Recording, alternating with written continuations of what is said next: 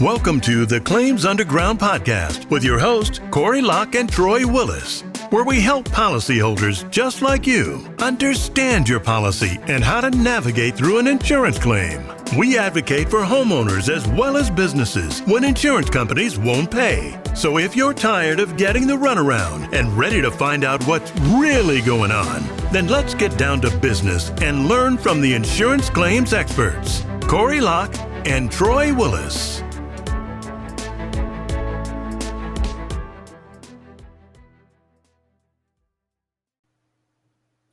Good afternoon, everyone. Welcome back to Claims Underground. Today, we got a special guest today from Executive Director, United Policyholders' own Amy Bach. So we're going to have a discussion with her today regarding partial fire losses, the unique challenges that gets involved in this. So today, I want to start by introducing myself as usual. I am Troy Willis. My background is a licensed public adjuster. I am also a certified mitigator, certified appraiser, certified umpire, and also an expert witness. I would like to introduce my co-host, Corey Locke. Please, Corey, tell all the people about what your background is. I'm Corey Locke. I'm ditto for everything that Troy said, except I'm not a retired contractor. I'm a 35-year adjuster, been independent adjuster, carrier adjuster, large loss adjuster, multi-line adjuster, and now public adjuster. I'm also an estimator of property for the last 30 years. And we are just excited to have Amy Bach here at our show to talk about the things that she finds are in the industry right now. Amy, please just introduce yourself to the folks here. Well, Corey and Troy, it's just a pleasure to be with both of you. I consider you comrades and, in the ongoing battle to help policyholders get treated fairly and get what they paid for from their insurance companies. And so I co-founded United Policyholders in 1991. A lot of people think that we were founded after the Oakland Berkeley fire, but we were actually founded before it, out of a recognition that there needed to be a nonprofit that a consumer group that only focused on insurance, because lots of, there's consumer groups, they talk about lemon laws and, defective products or, bank overcharge fees or whatever, overdraft fees. But insurance being so complicated, but so woven into the fabric of the economy and, and something that people have no choice but to buy, right? If you want to own a house, you got to buy home insurance. You want to run a business, you got to buy insurance for your business. Drive a car, you got to buy it. So, the insurance companies, they've got the upper hand and they have, all the resources. And if they choose not to deliver on their promises, it can be very hard for the consumer to fight back and get a fair shake. So we had recognized that we needed a nonprofit consumer group that really knew a lot about insurance, but we don't take money from insurance companies. And we're, our tagline is empowering the insured. So through our website, uphelp.org, and our 3 programs, we work hard every day to help people get, like I said, get treated fairly and make good decisions when it comes to insurance. We have a preparedness program where we teach people how to avoid being underinsured. You guys have helped out with that.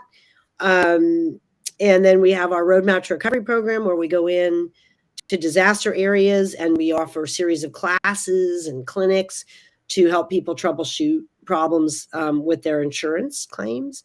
And then we do our advocacy work where we go, in California, go to the legislature if we feel like, we need a new law, a stronger law, because insurers are doing something that is defeating the consumer's reasonable expectations of coverage. We'll go in there, we'll talk to the, legislatures. Sometimes we get new laws passed. So now for 31 years, we've been accomplishing our goal of empowering the insured. But a lot of the way we're able to do it is through people like the two of you who are professionals. Because at the end of the day, my team, my staff, we can give people self-help remedies, try this, try that. Here's what your rights are. Here's how you can assert your rights. Here's where you have leverage. Here's how you can use it. But at the end of the day, a lot of the time, what people need is a professional who speaks construction and speaks insurance and speaks remediation, who can be their advocate, and go toe to toe with an insurance professional.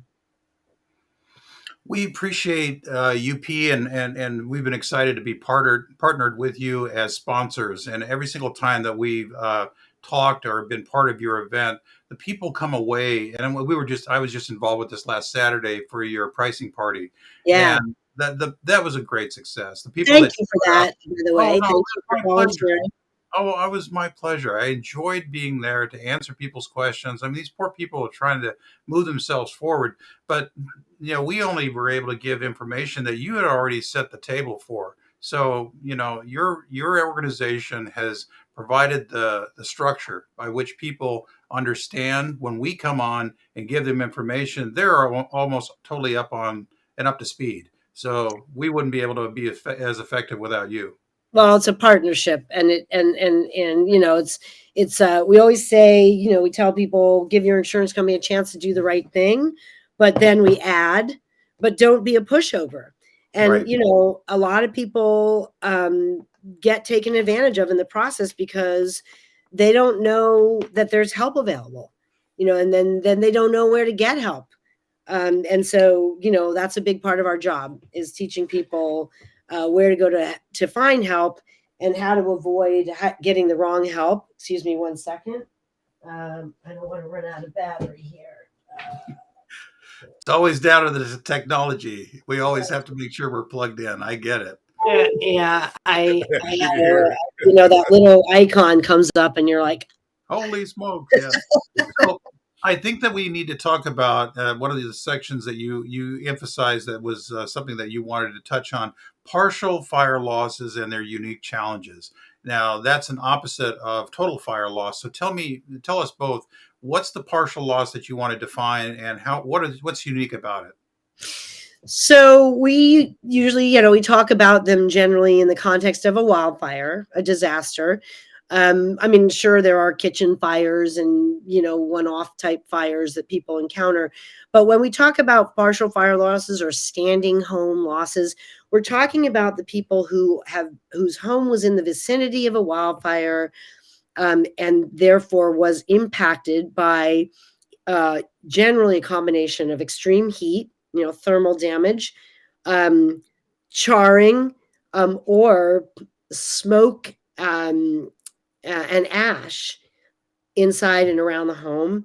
And those claims, partial loss claims, can be some of the harder ones, as you know, Right. to get resolved, because unlike a total loss where everything's gone, so there's no argument, it's gone. Now, what is it going to cost to put it back? That's where the work goes on. With a partial loss, it's a two-part thing. What happened here, and then what is it going to cost to restore the house, to remediate, to put it back in the condition it was before the loss. So it's a two-part, right? Because with the total loss, it's like no argument about what happened. Everyone agrees, house is gone. But with the partial loss, you get a lot of opinions. You'll get a lot of opinions from adjusters. Some of the time, opinions they're not qualified to make professionally. Right. And then, as it always does, it comes down to money, which is, it can be very expensive to restore a smoke damaged home if you're really going to be thorough about it. Right. But if you're going to be superficial about it, it's cheap, right? And sometimes doesn't even hit the deductible. So there's a really big difference in the scope, right, of the work that has to be done for partial loss. So, and we have this, we have these chronic problems after wildfires where people say, my adjuster basically said, this is we're just going to, pay for Merry Maids to come, and they're going to, Right. they're going to sponge up, and they're going to, scrub, wash, whatever. And we're going to send ServPro out, and they're going to take all your soft goods, clean them, and bring them back, and everything's going to be fine. And, or like we'll slap a coat of paint on on the walls. But in many situations, the homeowner feels, or has been told, that the damage goes deeper than a cleaning is going to fix. Well, that's pretty much a fact because one thing that Corey and I do, we dig into a lot of the science for our cases, Right. which is why we probably win a lot of them because again, we forced the carrier to come out to put the science to the test too. And so when we find these particular partial losses you're speaking about with smoke damage, many consumers don't understand that the smoke is just within the cavity of the walls. And I've had adjusters and contractors go, it's all sealed up. Well, I was a builder for over 25 years. It's not all sealed up. And Yeah. every time we've come to the table, we've proven, and it's been factual, that when we know it's smoke in the walls, it's smoke in the walls. And it was a common sense type of factor. And we've had so many claims that were so underpaid at such small values of just coming in and cleaning by the square footage or just coming in and doing a wipe down that it didn't touch on the surface of these people's claims. We're talking some as minimum of less than $10,000 when in reality this was over $500,000. Right. That's why this is an important topic for our customers to understand the differences of these partial losses and fire losses. Right. And that's for a homeowner, they don't know what, they just know that, they feel very often that the adjuster is minimizing what really has to be done. And in a lot of cases, they are worrying about their health. They're worrying about their kids, their pets, and is it safe to live here? And that's a pretty, that's not a happy place for a person to be, is to be nervous about living in their own home. That's fact. It's dangerous as well. I mean, when we have cases that the adjustment is a very janitorial, superficial clean, Right, brought out by, a preferred vendor on that preferred vendor system, of which they have limitations on what they'll write and how they write it. When we get in the hygienist will say, well, there are off the chart, analyses here of carcinogens that come in after a wildfire. That the carcinogens, no one's going to argue about it. Carcinogens are just that. They're unhealthy and they have to come out. The partial loss is always going to be the fight between what's been established and what is true in the restoration form. And too often we're seeing right now that preferred vendors under the preferred vendor system are either just being sent out because they're a body to a problem, and sometimes they're doing actual adjustments, which I haven't figured out yet. How is that legitimate? Are you sending out the preferred vendor to be the adjuster and then also be monetized to get the job and then be paid for the job? And then they can determine any sort of supplement that's required for the job. I'm not sure that's even kosher. We know that there's been recent law that there was a construction firm over on the coast here that got slapped around in litigation recently for advocating without an adjuster's license. So right. I do believe that the carrier they can hire whoever they want. That's their responsibility to assess the claim. But I don't believe that sending out a preferred vendor in a preferred vendor system to be the adjuster to determine scope, cause, and coverage, because their estimate says whatever insurance company, and it says all the verbiage of the insurance company, but it's their estimate, and they have determined the scope. I don't believe that that's legitimate. I think that that's way off the beam for being legal, legitimate, or even allowed. I mean, we worry that in those situations, they're just trying to tell the insurance they're gonna write up their report to make the insurance company happy, because that's where they get their repeat business. Right. And that's really who their customer is. Like what you want when you're a homeowner, you want the person who's telling you, the person who's diagnosing your situation, and issuing a prescription for the fix. You want that person to be looking out for your best interest. You don't want them to be looking out for the insurance company's best interests, right? Right. Absolutely. Right. It's your house. Amy, are there any other unique challenges that you think are the hot button right now for what we're seeing come out of Florida, what we're seeing come out of the current temperament here in California? Is there anything that you're seeing from your vantage point of talking with, legislatures, heads of insurance companies, the insurance commissioners? Are you seeing kind of a pattern? Yes, what I'm seeing, two things that are very, very concerning, beyond concerning. They're cause for us to be working to find solutions. One is new policy language that we think is illegal. For example, the policy language that we first saw it with the FAIR plan, and then we saw a couple of carriers rolling it out, I think nationwide, that says we don't pay for smoke damage that unless you can see it unaided with the human eye or smell it unaided with the human nose, which is like, Right. I mean, hello, nanoparticles, particulates. Like, where does that's some arbitrary limitation? And again, it goes to compromising people's health, right? So policy limits is one thing, and the other thing is, this something that we're seeing in Florida that insurers couldn't do here, is managed repair, Right. where I heard about that. the insurers are saying in Florida that, oh, well, we gave you a 5% discount and you gave up your right to pick the vendor that fixes your home. And that's a big deal. Like that means that the insurance company gets to pick who does the work, right? And you don't have any say. And that, I think, is very it's anti-consumer. And I understand where the insurers are coming from, right? They're like, we have to control things, and we're going to quality control the vendor. Of course, a lot of the time, though, when they've brought the vendor in, and then the vendor doesn't do the job right, very often the insurer will be like, it's not our, you got to take this up with the vendor.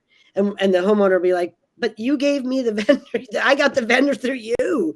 And the insurers will be like, nah, your remedy is with them, which of course is, that feels very unfair. It's interesting because I just had someone I know, and I'm helping them, and they're in that vendor realm, and they're actually one of the TPA, that are well known, and they're saying the insurance company is selling us that claim.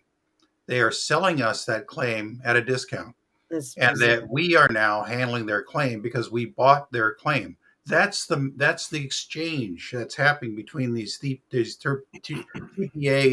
and the insurance company, thinking that we're handing it to be managed. No, you're actually selling it to the insurance company for a discount that's coming back to you. Yeah, that can't be legal. I mean, It's an not. insurer has a non-delegable duty of good Right. faith and fair dealing in California. They cannot.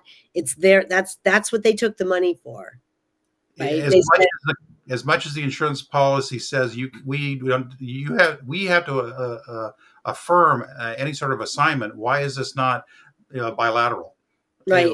Why is the insurance company now able to stand on the policy language that says we have to assent to all assignments, and yet they just willy-nilly assign it to a third-party administrator that now is responsible for the product, the performance, and any sort of warranty? That doesn't fly. No, I mean, the homeowner's like, I didn't hire JS Held. I didn't buy a policy from them. I bought a policy from Travelers, right? I Totally agree. Yeah. Well, we appreciate you today on our show, discussing partial fire losses and unique challenges. At the end of our show, Corey or I normally give a thought of the day to leave the people with something on. So we appreciate having you here today, and we look forward to other segments with you and discussing some issues that should help other people. And so, Corey, let's get your thought of the day, and we'll sign off and come back another time. The thought of the day, I think, is going to always be, and I repeat this all the time, is that to be your own best advocate, you actually have to read your policy. So The first part of your claim is read your policy. The second part of your claim is understand your policy. And the third part of your claim is ask your insurance company to tell you why you don't understand your policy. As I always say, couldn't have said it better. Well, thank you for today's show. Signing off, Troy Willis. Corey Locke. And today, Amy Bach. Thank you, everybody, and see Thanks, you again. guys. Thanks for listening to the Claims Underground podcast. We hope you enjoyed this segment. If you need more information on insurance policies, feel free to check out our website, www.claimsunderground.com. And remember, when the insurance companies won't pay, we're here to help. Until next time.